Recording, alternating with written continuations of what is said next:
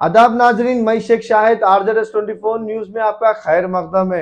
ज़माने को और दुनिया को ये भी बताएं कि यकीनन वतन अजीज़ को आज़ादी मिली, मगर आज़ादी की जंग में हम सिर्फ पसीना बहाने वालों को याद नहीं कर सकते और जान की कुर्बानी देने वालों को हम उनको फरामोश नहीं कर सकते। जिन्होंने पसीना बहाया यकीनन हम उनको याद करेंगे और याद करते रहेंगे।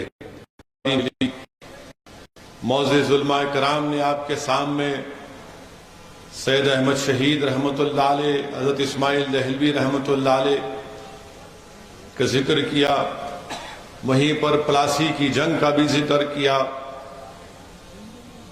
15 अगस्त को 47 में इस मुल्क को आज़ादी ज़रूर मिली, मगर इस आज़ादी की लड़ाई में हम सन 57 की जंग आज़ादी के उन उलमाए कराम की अजीम कुर्बानी को नहीं भूल सकते।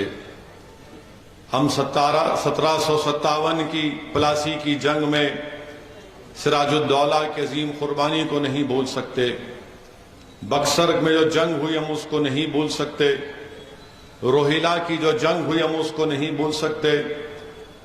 और 4 मई 1799 को जो शेर टीपू सुल्तान शहीद रहमतुल्लाह अलैह ने जो अंग्रेजों के खिलाफ लड़ाई, हम उसको नहीं भूल सकते। आज हम क्या देख रहे हैं कि जो मुसलमानों से नफरत करते हैं वो टीपू सुल्तान के ताल्लुक से झूठ और गलत बयानी से काम करते हैं। मेरे अजीज दोस्तों और बुजुर्गों, आपने सुना होगा मौजूद उलमा कराम से और मिलत के जिम्मेदारों से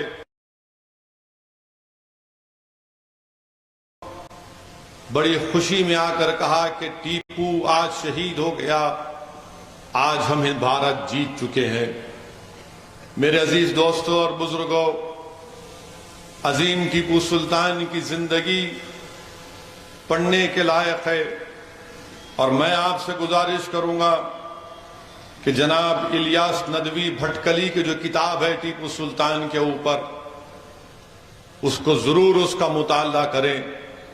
अगर नौजवानों को वक्त मिला, जिसको उर्दू नहीं आती, अंग्रेजी में भी वो किताब दस्तयाब है, क्योंकि टीपू सुल्तान की जिंदगी के वाकयात पढ़ने से ही हमको मालूम होगा कि टीपू सुल्तान की अंग्रेजों से जंग और टीपू सुल्तान की शहादत कैसे भारत को आजादी दिलाने का एक रास्ता बताती है। मेरे अजीज दोस्तों और बुजुर्गों, शहीद टीपू सुल्तान की परवरिश के ताल्लुक से इलियास भटकली अपनी किताब में लिखते हैं कि उनके वालिद हैदर अली ने, जो खुद ज्यादा पढ़े लिखे नहीं थे, उन्होंने टीपू सुल्तान की तालीम का बेहतरीन इंतजाम किया और टीपू सुल्तान को इतना काबिल बनाया कि टीपू सुल्तान ना सिर्फ दीन के बारे में जानते थे, बल्कि टीपू सुल्तान फारसी, अरबी, कन्नड़ा और फ्रेंच जबान भी बोलना और लिखना जानते थे। जब हैदर अली उनके वालिद ने टीपू सुल्तान से पूछा कि तुमको क्या तोहफा चाहिए, तो टीपू सुल्तान ने कहा कि मुझे एक लाइब्रेरी तोहफे में चाहिए।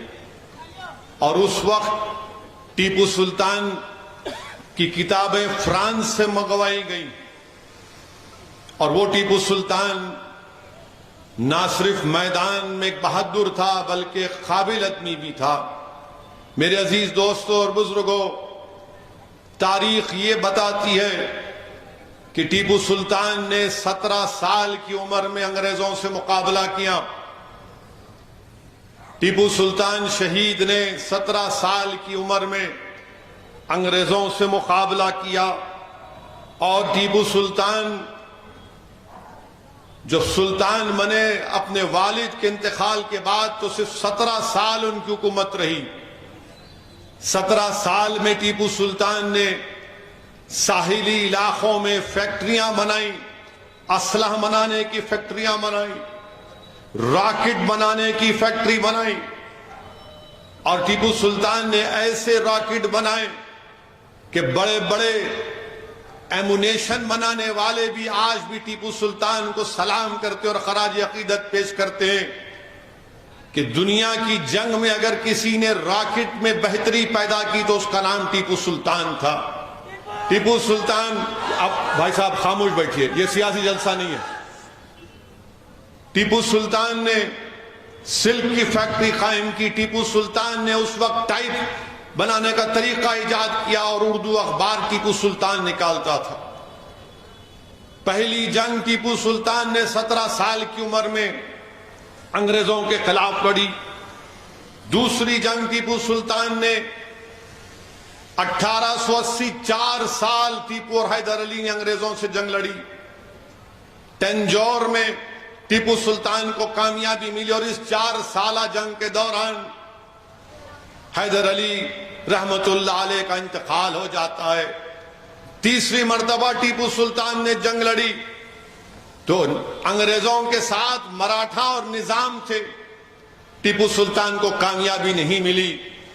ٹیپو سلطان کو کامیابی نہیں ملنے کا غم اتنا تھا کہ مورخ لکھتا ہے کہ ٹیپو سلطان اس وقت سے تیسری جنگ جو انگریزوں کے خلاف لڑی ٹیپو سلطان نے، وہ زمین پر پتھر پر سوتے تھے، ان کو اتنی تکلیف تھی کہ میں انگریزوں سے کامیابی حاصل نہیں کر سکا۔ چوتھی جنگ جو ہوئی انگریزوں کے خلاف ٹیپو سلطان کی، تو چار جنگیں ٹیپو سلطان نے انگریزوں کے خلاف لڑی۔ میرے عزیز دوستو، لکھنے والے نے لکھا کہ ٹیپو سلطان نے ایک عالی شان مسجد کو تعمیر کیا جس کا نام مسجد اعلیٰ رکھا۔ ٹیپو سلطان نے اس میں 4 کتبے تعمیر لکھوائے اس وقت کے مشہور خطاطوں سے۔ اس میں ایک کتبے میں مسجد کا ذکر، ایک میں اللہ سبحانہ وتعالیٰ کے 99 اسماء حسنہ، ایک کتبے میں رسول اللہ صلی اللہ علیہ وسلم کے 99 اسماء گرامی، اور چوتھے کتبے میں ٹیپو سلطان نے جہاد پر خطاطوں سے لکھایا۔ اور اس مسجد کے تعلق سے کہا جاتا ہے کہ ٹیپو سلطان کی جب عمر 7 سال کی تھی تو کسی ایک اللہ کے ولی نے ٹیپو سلطان کے چہرے کو دیکھ کر کہا کہ ایک دن تو میسور کا بادشاہ بنے گا، اور ٹیپو سلطان سے کہا کہ جب تم میسور کا بادشاہ بن جاؤ گے تو تم مسجد کو تعمیر کرنا۔ اس وقت ان کے والد محض ایک ملازم تھے، حیدر علی ایک ملازم تھے۔ میں اس بات کا ذکر اس لیے کر رہا ہوں کہ ٹیپو سلطان کی زندگی کو پڑھنا بہت ضروری ہے۔ اسی سے نوجوانوں کو، ہم سب کو ایک حوصلہ ملتا ہے ناانصافی کے خلاف لڑنے کے لیے۔ یہ آج ہم جلسہ منا رہے ہیں کہ مسلمانوں کا جنگ آزادی میں رول، تو ٹیپو سلطان کی قربانی کو کوئی نہیں بلا سکتا۔ تو رک جائیے بھائی،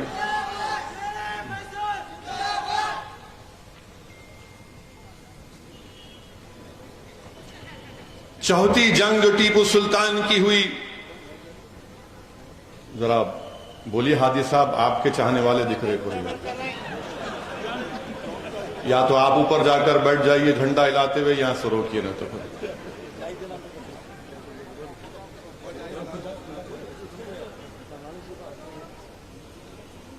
میرے عزیز دوستوں اور بزرگوں،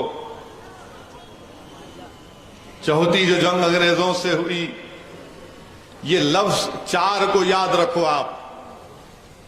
4 جنگیں ٹیپو سلطان نے انگریزوں سے کی، اور ہمارے پڑوسی ریاست میں کرناٹک میں ٹیپو سلطان اور ساورکر کے اوپر بحث ہو رہی ہے۔ تو ٹیپو سلطان 4 بار انگریزوں سے جنگ لڑے،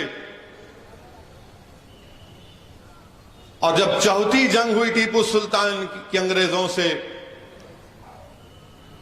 تو میر صادق نے غداری کی۔ میر صادق نے غداری کی، انگریزوں سے مل کر